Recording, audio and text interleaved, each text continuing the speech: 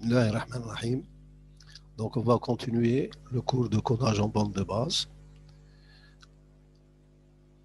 Si vous voulez me contacter, vous avez mon email et vous avez aussi le lien pour pouvoir voir d'autres cours et d'autres vidéos sur la chaîne Cours Télécommunications sur YouTube. Donc, voici le lien de cette chaîne. Donc, on avait vu jusqu'à présent, donc, on a commencé les formats et les codes, donc on va les terminer.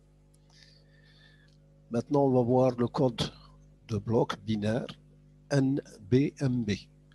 Donc, c'est un code qui permet de transmettre, donc au lieu de n bits, on les remplace par m bits avec m supérieur à n. Parmi les traductions, donc ce qu'on appelle ici les traductions, ça veut dire que les différentes combinaisons qu'on va obtenir, on va éliminer celles qui présentent peu ou pas de transition. Ça veut dire que si j'ai une longue suite de 1 ou bien les longues suites de 0, elles seront donc éliminées. Là où il y a des différences entre 0 et 1 trop importantes, donc on les élimine aussi, donc dans les codes qui présentent donc beaucoup plus de 1 que de 0 ou l'inverse, donc ils seront éliminés. Ces codes sont utilisés pour le haut débit. Le signal est découpé en blocs constitués de n bits, donc on prend n bits et chaque bloc est codé sous forme de bloc de m bits. Donc on va ajouter des bits avec m supérieur à n. Avec n bits, il existe 2 puissance n messages possibles. Et avec m, on va avoir 2 à la puissance m qui est supérieur à la 2 puissance n, sachant que n est supérieur à m. Donc on a beaucoup plus de combinaisons. Et là, il suffit de faire une table, donc d'établir une table de correspondance qui, à un mot de n bits, fait correspondre à un mot de m bits choisi pour posséder un nombre minimal de transitions. Donc, il faut qu'il y ait un nombre minimal de transitions. Les transitions permettent toujours de récupérer l'horloge. Cette technique présente accessoirement l'avantage d'assurer une certaine protection vis-à-vis du bruit.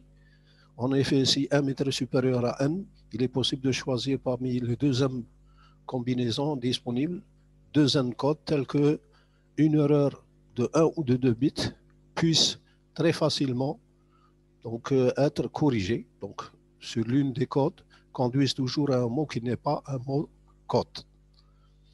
Une erreur de transmission est alors immédiatement détectée et peut même, dans certains cas, être corrigée. Pourquoi? Parce qu'on a des tables. Donc, en ayant des tables à l'émission et à la réception, donc, on peut très facilement corriger les erreurs qui arrivent sur donc, des blocs de bits.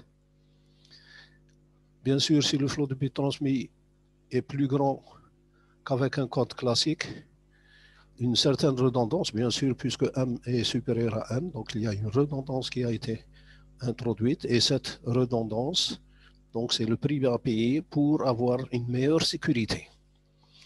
Voilà un exemple de table. Donc à 3 zéros, on fait correspondre un mot de 5 bits. Donc vous avez 4 bits, ici on a 5 bits et ainsi de suite. Donc ce qu'on remarque, c'est que toujours, ici on a une longue séquence de 0, ici on a 4, 1 et 1, 0. Et donc on a des transitions.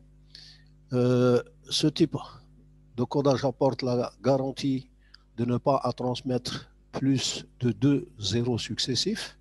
Donc regardez, au maximum, on a 2 zéros successifs. Ici, on a ici 2 zéros, 2 zéros, et ainsi de suite. Des caractères spéciaux ordonnés utiles peuvent trouver leur place dans la table de contrôle sans nécessiter un état spécial du signal comme dans les codages de Messenger. Donc là, il y a une table de correspondance qu'il faut connaître à l'émission et à la réception pour pouvoir donc faire une réception convenable. Le codage 4B, 5B, donc ça veut dire 4 éléments binaires transformés en 5 éléments binaires. Donc on ajoute un seul bit ici, augmente la fréquence du signal, par exemple 125 MHz pour 100 MHz. Donc si le signal, le 4B, il est à 100 MHz, Le 5B, il est à 125, c'est le 4/5e, donc plutôt. Donc ici, j'ai pour chaque bit à peu près 25 mégabits. Ici, pour 5 bits, j'ai 100 plus 25. Associé à un codage de type NRZI, donc c'est le NRZ inversé, on obtient le cas du Fast Ethernet, donc son base FX, une fréquence de 62,5 MHz. Avec le codage MLT3, la fréquence du signal tombe à 31,25 MHz pour le Fast Ethernet qui est le 100 mégabits. Par ailleurs, ce type de codage laisse un nombre important de mots de 5 bits non utilisés. Pourquoi? Parce que le nombre de combinaisons pour 5 bits, il est supérieur au nombre de combinaisons par 4 bits.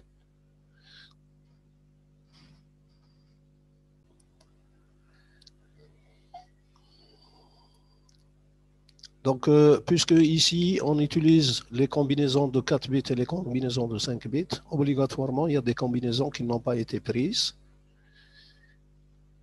Et donc, en éliminant les groupes pouvant poser des problèmes, comme les séquences de 5-0, par exemple, il reste des mots pouvant être utilisés pour le contrôle de la transmission ou d'autres fonctions comme le début et fin de paquet. C'est-à-dire qu'on va prendre des combinaisons à partir des mots de 5 bits qui ne sont pas utilisés dans la table pour pouvoir donc faire d'autres fonctions comme le début ou la fin de paquet par exemple. Ces codes présentent l'avantage de la simplicité, de la performance. Donc la simplicité, il suffit de voir le tableau. La performance, c'est on peut corriger des erreurs. Et donc la possibilité de contrôle des erreurs. Nous allons étudier brièvement le code 4B3T. Donc 4B3T, format utilisé par le RNES. Donc on utilise 4 bits binaires et on est converti en 3 états ternaires. Utilisé depuis longtemps sur une ligne métallique chargée de transmettre les débits de 140 mégabits, le 4 bits 3T est un code bipolaire dont on a décidé d'utiliser toutes les potentialités. On utilise les différentes polarités des éléments du signal en faisant porter l'information, donc en faisant porter de l'information par cette même polarité. Donc, un mot de 4 bits, 16 possibilités, on lui fait correspondre donc 3 moments ternaires, M1, M2 et M3, avec le M1 qui peut être moins A,0 ou plus A. Donc on a 3 états, moins A, plus A et 0. Parmi les 27 combinaisons, puisqu'on a 3 états ici, donc on va avoir 27 combinaisons, on choisit 16 qui brassent au mieux les bits. Le principe est donc d'associer 3 éléments de signal trivalent, donc à 3 états ternaires, à 4 éléments binaires. Donc on a ici les 4 éléments binaires et donc 4 éléments binaires et en rouge on va avoir donc 0, 1, 1, donc là c'est les éléments binaires, ici c'est le signal binaire et donc vous voyez que cet intervalle on va le diviser par 3 et donc je vais avoir un 0 moins A et un plus A, donc des éléments ternaires. Bien sûr TB et TS ne sont pas identiques. Donc il y a une relation de 4 tiers. Le débit est donné par D est égal à R log sur la base 2 de V. Comme V est égal à 3, la rapidité de modulation R pour le code E. R c'est égal à D log de 2 sur V. Donc c'est le débit divisé par 1,59. Donc ça c'est la rapidité de modulation du signal en bleu. En réalité, elle vaut R est égal à 3 quarts de D. Et donc, parce que ici, regardez, on prend en considération les TS et les TP. Donc, la relation entre eux, elle est de 3 quarts. Et donc, le débit, il est diminué de 1,33. Le codage se fait aussi de façon à éliminer la composante continue afin d'éviter de longues suites constantes. Donc, là aussi, bien sûr, on fait de telle sorte, puisqu'il y a une alternance ici des plus A et moins A. Donc, on va faire de telle sorte que C plus A, ce moins A sont en nombre égaux et donc la composante continue donc, peut être mise à 0 et on va éviter à avoir à transmettre de longues suites de constantes. Le tableau ci-dessus procède, donc il va illustrer une possibilité de codage 4P3T. Donc on a pour les premiers termes, donc là aussi on choisit les termes ici, donc 0, 1, 2, 3, 3. Et voici le code avec lequel on va coder. Donc vous voyez, entre le premier et le deuxième, il y a une inversion. Ici, donc on a un autre code, ici on a un autre code. On continue, donc ici on va continuer pour les 16 bits, 16 combinaisons. Et donc je vais avoir ceci, puis ceci. Bien sûr, tous les codes sont différents, bien sûr.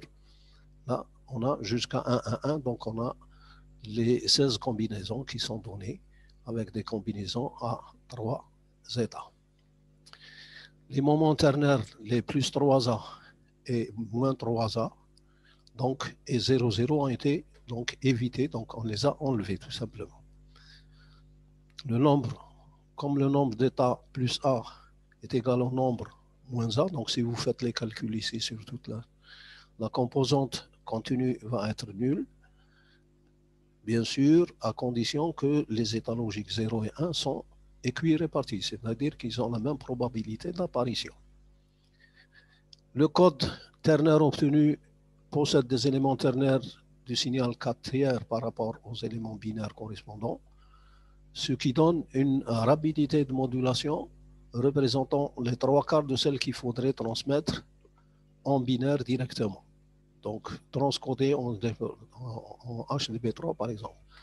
La réduction de bande est alors évidente, donc c'est assez important puisqu'on a utilisé ce code MBMT. En effet, dans le cas du 140 mégabits, alors que la rapidité serait de 140 pour le HDB3, puisqu'on transmet les 140 mégabits, on obtient une rapidité de 105 mégabits. Hein. Donc attention ici, puisqu'on a en binaire, on parle de mégabits. Ici, on est en symbole, donc on parle de 105 mégabits avec le codage 4B3T, ce qui traduit par une bande passante, en respectant bien sûr le critère de Nyquist, de 52,5. Donc 52,5, c'est la moitié, hein, donc c'est la moitié de la bande. Et donc ça nous donne 52,5 MHz pour le 4B3T, contre 70, puisque c'est la moitié de la bande, pour le HDB3. Le code ternaire permet de véhiculer beaucoup plus d'informations, puisqu'on en tient compte de la polarité des éléments, bien sûr, ternaires, permettant les combinaisons. Ce qui suffit amplement pour transporter les combinaisons des 4 éléments binaires à coder. Donc c'est quelque chose d'assez intéressant qu'on a obtenu ceci. Les règles de codage doivent tenir compte de deux principaux ou bien de deux principes fondamentaux.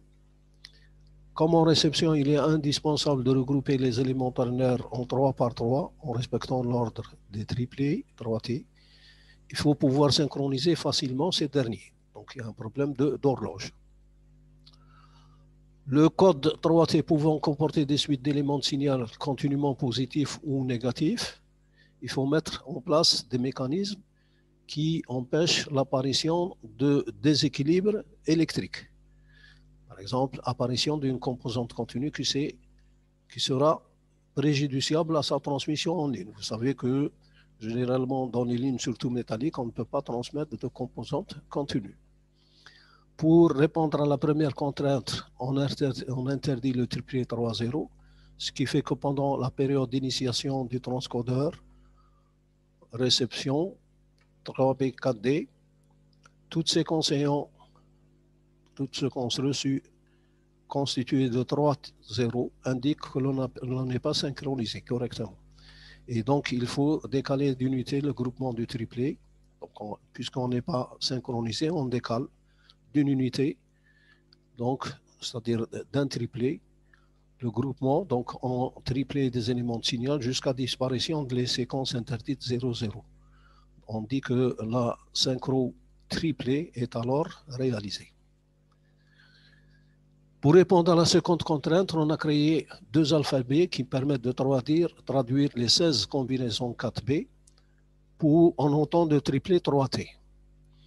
Un dispositif surveille la polarité des éléments du signal et dirige la traduction 4B vers 3T au moyen de l'un ou l'autre des alphabets, étant entendu que l'on a pris soin de créer des alphabets, donc on a créé des alphabets de façon à ce que l'on ait tendance à donner pour l'un des cumuls positifs ou pour l'autre des cumuls négatifs. Donc on va balancer le système.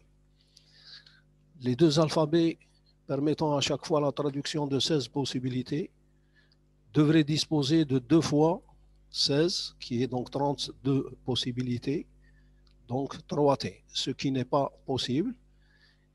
Il y en a en effet 3 puissance 3 moins 1, donc c'est 27 moins 1, ce qui nous donne donc, au lieu de 32 possibilités 3D, on a seulement 26 possibilités 3D, moins, donc le moins 1 ici, il correspond à la séquence 3-0. Cette apparente contradiction est levée par l'emploi de certaines possibilités, donc 3T, de façon redondante dans les deux alphabets, comme illustré dans le tableau ci-après. Donc vous avez ici le tableau. On a deux possibilités, donc l'alphabet alpha 1 et l'alphabet alpha, plutôt ici l'alphabet alpha 2, ici l'alphabet alpha 1. Et donc ce qu'on fait, on utilise ce qu'on appelle le cumul. Le cumul, c'est la somme des bits. Donc on choisit le alpha 2 si S est inférieur ou égal à 0 et on choisit l'alphabet alpha 1 si S est supérieur à 0.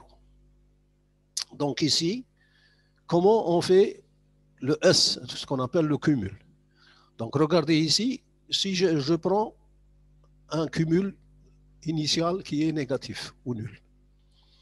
Donc s'il est négatif ou nul, si je choisis cette séquence par exemple, qu'est-ce que je vais avoir?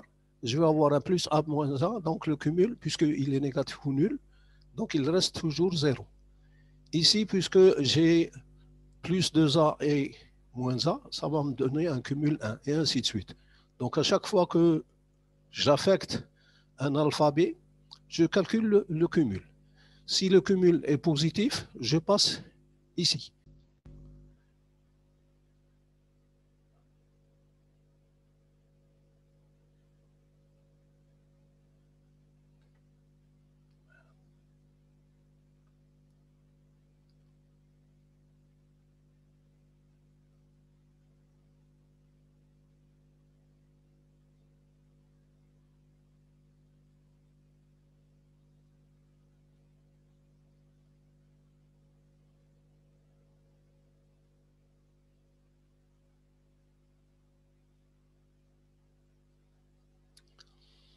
Bon, j'ai un petit problème avec l'Internet, donc on va continuer.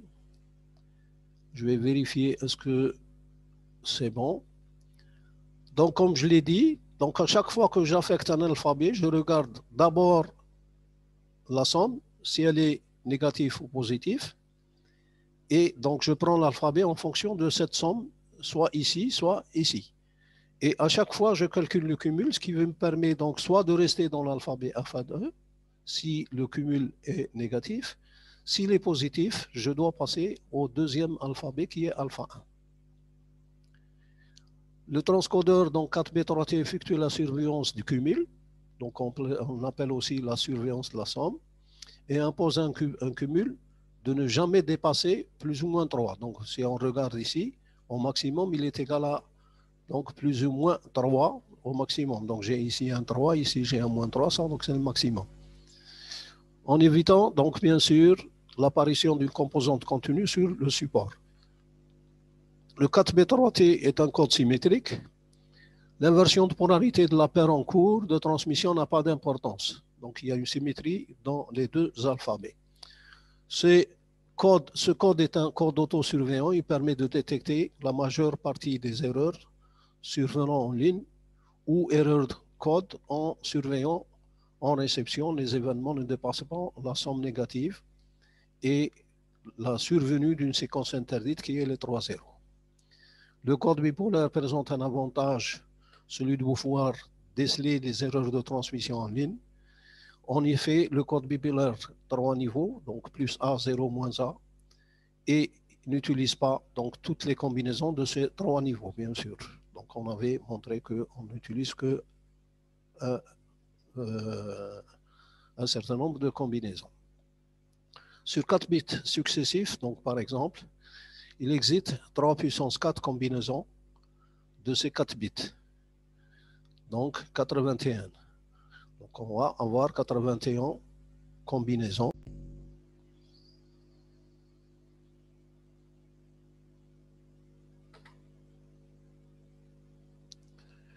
Donc toujours le problème d'Internet, donc il y a de temps en temps des petites coupures. Donc ici on vous donne le schéma synoptique d'un codeur 4B3T. Donc la séquence qui arrive ici. Donc si je commence par un état, ici par exemple alphabet 2, j'arrive ici, je calcule la somme et donc pour le prochain 4 bits, donc soit je continue avec l'alphabet 2, si S est négatif.